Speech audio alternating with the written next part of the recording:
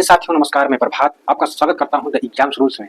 क्या है दोस्तों कि हम थोड़ा आज जो हमारे भूगोल की जो एक पहली चैप्टर या पहला लेसन कह सकते हो, जिसे हम एटमॉस्फेयर या वायुमंडल के नाम से जानते हैं, उसके बारे में थोड़ी हम कहानियां सुनेंगे, कुछ चीज़ें जानेंगे और कुछ ऐसे रोचक चीज़ों के बारे में जानेंगे जो हम आज तक अभी तक थोड़ा न जान पाए हैं।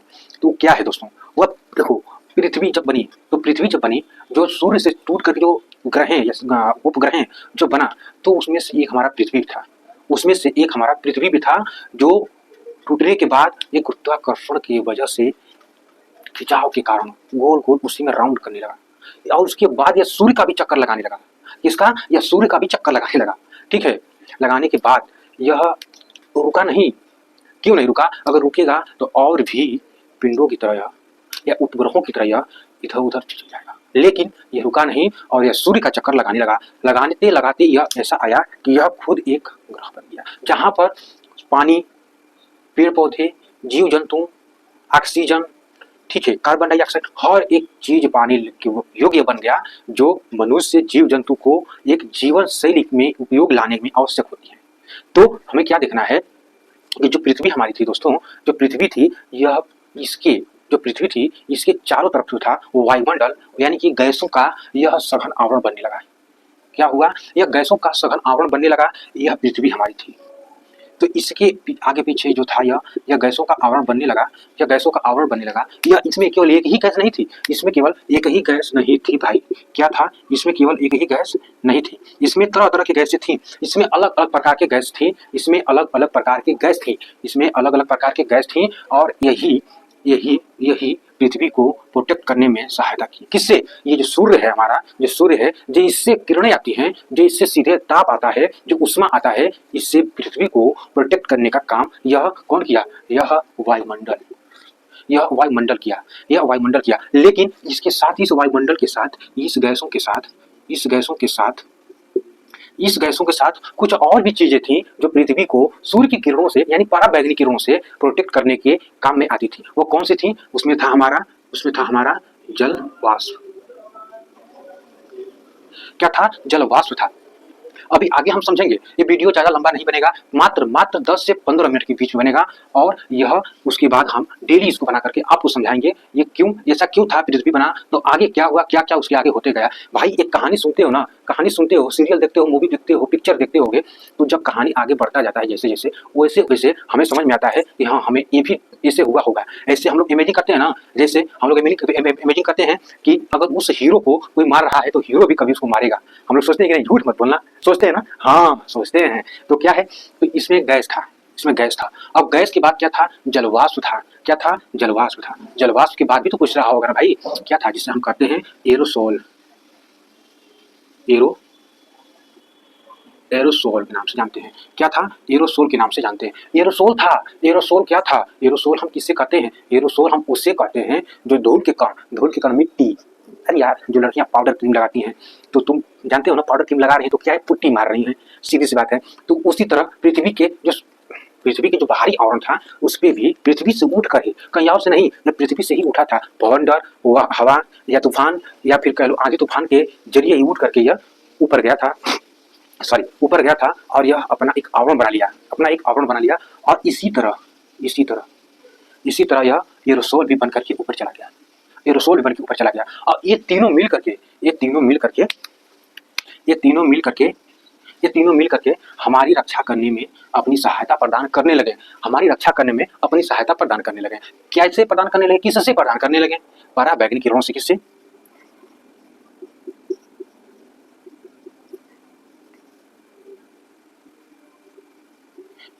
पराबैंगनी किरणों से यह हमारी रक्षा करने लगे। ये हमारी रक्षा करने लगे। किससे? इस पराबैंगनी किरणों से हमारी रक्षा करने लगे। तो उसके बाद जो था, यह बेचारे कितने और कैसे रक्षा करने लगे, इसके बीच भी तो कुछ रहा होगा ना, कि इनको पृथ्वी और जो हमारा आकाश है उसके बीच में रोक के रखा है, तो कुछ तो रहा होगा ना, कुछ तो उसके बीच में रिलेशन रहा होगा ना। छुपा है नहीं चुपती है बाबू, कुछ तो रिलेशन रहा होगा ना, कि जो इनको प्रोटेक्ट करते हुए ये भाई साहब यह और पृथ्वी के बीच में जो संबंध था, कुछ तो रिलेशन रहा होगा। वह रिलेशन था गुरुत्वाकर्षण का। किसका? किसी से मत आना। वह रिलेशन था गुरुत्वाकर्षण का। वह रिलेशन किसका था? वह रिलेशन था गुरुत्वाकर्षण का। किसका था? गुरुत्वाकर्षण। वह रिलेशन था गुरुत्वाकर्षण का, वह रिलेशन था गुरुत्वाकर्षण का। यह रिलेशन गुरुत्वाकर्षण का था कि गैस को जलवाष्प को और एरोसॉल को यानी मिट्टी के कणों को यह इतने ऊपर ला करके इतने ऊपर रोक करके यह रखा था, इतने ऊपर रोक करके यह रखा था, इतने ऊपर लाकर रोक कर यह रखा था। इनको हटने ही नहीं देता था। क्यों भाई? हट जाएगा अगर ये नहीं रहेगा तो पृथ्वी की रक्षा कैसे करेंगे लोग? हम लोगों की, जीव जंतु पेड़ पौधों आदि जीवों की रक्षा कैसे होगी अगर ये भाई साहब तीनों लोग नहीं रहेंगे तो? सोचो। अब देखो इस गैसवा जो है ना, ये भी गद्दारी कर दिया, ये भी गद्दारी कर दिया। इसमें भी 2 फुट पड़ गए, ये भी 2 अलग हो गए। इसमें भी जब अलग हुए तो क्या हुआ? अलग हुआ। इसमें भी एक अस्थाई था, एक अस्थाई था, और जो दूसरा था वह अस्थाई कह सकते हो, अस्थाई कह सकते हो, या फिर क्या कह सकते हो? या फिर क्या कह सकते हो? परिवर्तन, या फिर कह सकते हो परिवर्तनशील। परिवर्तनशील यानी कि जो बदल जाए वही परिवर्तनशील उसको कहते हैं। एक अस्थाई था, एक अस्थाई था, और अस्थाई को ही हम क्या कह सकते हैं? परिवर्तनशील कह सकते हैं। जो बदल जाए, ठीक है ना, जो आज वादा कर रहा है और कल अलग हो जाए, वही परिवर्तनशील है। ठीक है। उसके बाद देखो जो एक परिवर्तनशील, तो पहले थोड़ा चीजों को हम समझ लेते हैं, उसके बाद हम इसको थोड़ा गहराई में जाएंगे, ठीक है ना। जलवाष्प जो था, जलवाष्प, यह भाई साहब बुरा मत मानना भाई, ये जलवाष्प भी बड़ा ही दिल जला इंसान था, बहुत ही दिल जला पदार्थ था। ये बेचारा अपने खुद तो जल करके हमें जीवन प्रदान किया, वर्षा दिया, और तब भी हम लोग गाली देते हैं कि यहाँ वर्षा नहीं हो रहा है, फलां ढिकान गाली देते हैं, ठीक है ना, समझ गए ना। हाँ, तो ये आलतू फालतू गाली देते हैं। क्यों? क्योंकि ये बेचारा ऊपर जाता तभी गाली खाता है, नीचे रहता है तभी गाली खाता है। क्यों? ऊपर जाएगा, अगर बारिश नहीं हुआ समय से तो भी लोग गाली देंगे, और अगर नीचे रह गया, अगर पैर में मिट्टियाँ लगने लगी, कीचड़ हो गया, नीचे हिला हो गया, अपनी भाषा में समझो, अगर कीचड़ हो गया तब भी गाली देंगे कि हाँ रोज रोज बरसाते हवा, रोज हिले करता हवा, मन की जाए खाने दिक्कत होता, तभी बेचारा गाली सुनता है। और ये भी बेचारा गाली सुनता है, ये भी तो गाली सुनता है। नीचे रहेगा तब वो गाली सुनेगा, ऊपर जाएगा तभी गाली सुनेगा। जैसे ही हवा चलेंगी ये बेचारा चलने लगेंगे, जब चलने लगेंगे तो गाड़ी चलाओ, पैदल जाओ या साइकिल चलाओ, मुंह पे आएंगे, कभी यहाँ पे जाएंगे कभी यहाँ, जैसे ऐसे पूछोगे फिर देखोगे अरे oh no, oh my god what this. तो भाई ये सब बदनाम है, लेकिन हम किसके लिए बदनाम है? जीवों के लिए, जीवों के लिए बदनाम। फिर भी ये हमारे लिए ही जीते हैं, ठीक है ना। अब देखो ये चीजें, जो जलवाष्प था, गैस था, एरोसॉल था, इनके बारे में अगर हम बात करते हैं तो बाबू अच्छी चीजें हैं, ठीक है ना, अच्छी चीजें हैं, अच्छी चीजें हैं। देखो जो गैस है, गैसें, जो गैसें थी इसमें पाई जाती हैं, उसमें जो 2 तरह की गैसें पाई जाती हैं हम आपको बताए थे।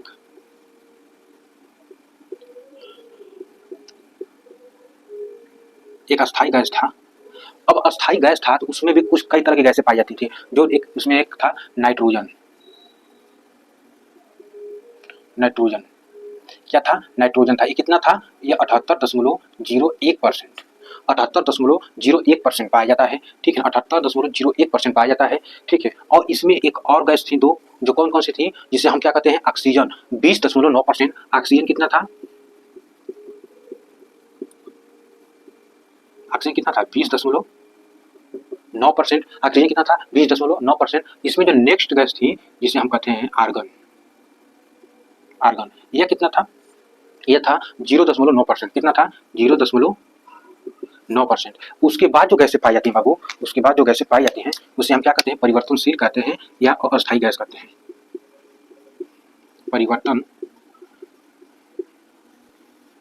परिवर्तनशील गैस, परिवर्तनशील गैस। और परिवर्तनशील में गैस बहुत ज़्यादा होती है। कौन कौन सी होती है? देखो CO2 पहले जान लो, CO2 होता है, फिर हाइड्रोजन होता है,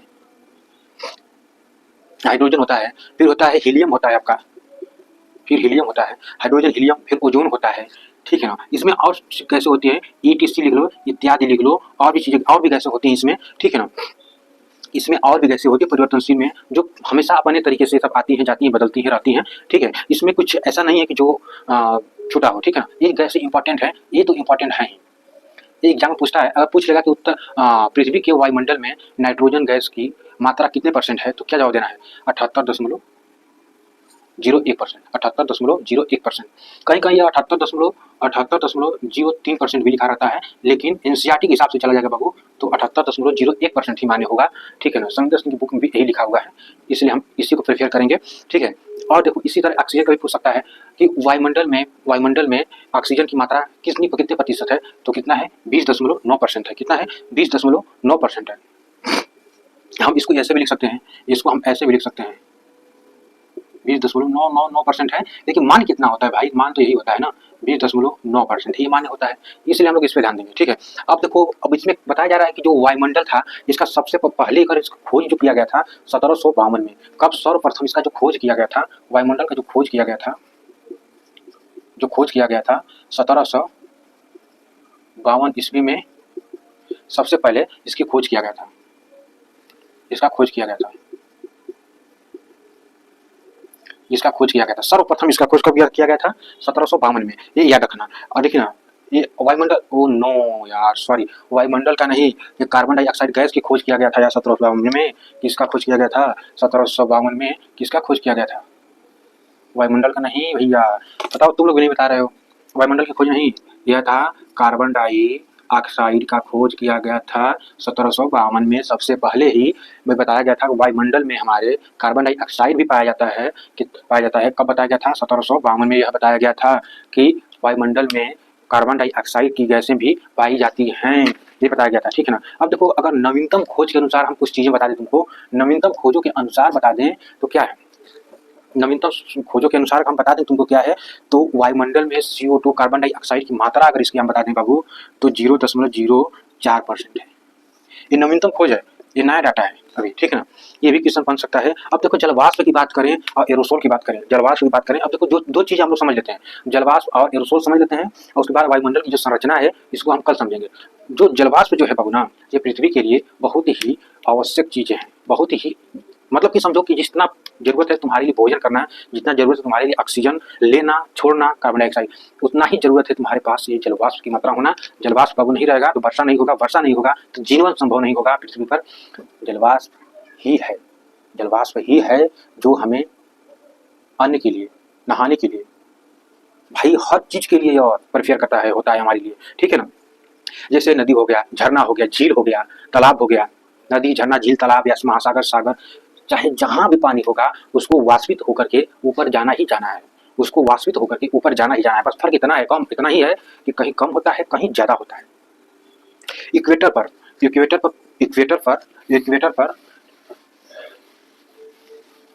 है, इक्वेटर पर देखो मान लो पृथ्वी हमारा है, ये हमारी पृथ्वी है, ये हमारा 0 डिग्री कह लो, इक्वेटर कह लो, विषुवत रेखा कह लो, या चाहे भूमध्य रेखा कह लो। ठीक है, भूमध्य रेखा का मतलब होता है पृथ्वी के बीचों बीच, विषुवत का मतलब होता है बीच से जा रही है, इक्वेटर मतलब होता है जो दो भागों में बराबर बांट रहा है, 0 का मतलब होता है इसके बाद ऊपर नीचे भी रेखाएं हैं। ठीक है ना, अब देखो भूमध्य रेखा पर जितना इस पे चाहे महासागर हो, नदी झील झरने जो भी चीजें इस पे होंगी पानी के फेर में, वो भी उसका जो है जलवाष्प यानी वाष्पीकरण ज्यादा होता है। जहाँ गर्मी ज्यादा होंगी वहीं से तो भाप ज्यादा निकलेगा बाबू, जहाँ गर्मी ज्यादा होगी भाप वहीं से तो ज्यादा निकलेगा। सेम प्रोसेस वहाँ भी पृथ्वी पर है। मान लो कि एक किसी बर्तन में तुम पानी रखे हो और बर्नर को यानी गैस को तेज कर दिए हो, और उतना ही सेम बर्तन में ही दूसरे बर्नर पर रख दिए हो और उसका गैस स्लो कर दिए हो, तो सबसे पानी पहले कौन सा गर्म होगा, सबसे पहले कौन सा खौलने लगेगा, जो तेज रहेगा वही तो खौलेगा ना भैया, वही खौलेगा। तो यहाँ पे इक्वेटर पर सूर्य की किरणें सीधी पड़ती हैं, क्या है सीधी पड़ती हैं, ऐसे एकदम पड़ती हैं, एकदम ऐसे पड़ती हैं, ऐसे अभी नहीं क्या ऐसे पड़ती हैं, ये आते समय ऐसे पड़ती हैं, ये आते समय ऐसे पड़ती हैं, लेकिन हमेशा यही ऐसे ही पड़ती हैं, इसलिए यहाँ पे गर्मी ज़्यादा होता है इक्वेटर पर। देखे होगे दक्षिण भारत में बेचारे कितने थोड़ा सांवले हो गए हैं लोग, और हमारे जो अफ्रीका महाद्वीप है उस पर देखोगे इक्वेटर के पास जो लोग हैं कितने काले काले लोग हैं, है ना, सांवले लोग हैं ना वहाँ के भी। तो बाबू वही सेम चीज़ यहाँ पर है, यानी कि जितनी हीट जहाँ पे होगा उतना ही वाष्पीकरण वहाँ पे बनेगा, वाष्पीकरण वहाँ पे होगा उतना ही ज़्यादा। ठीक है ना, उस पास वाष्पीकरण वहीं ज़्यादा होगा।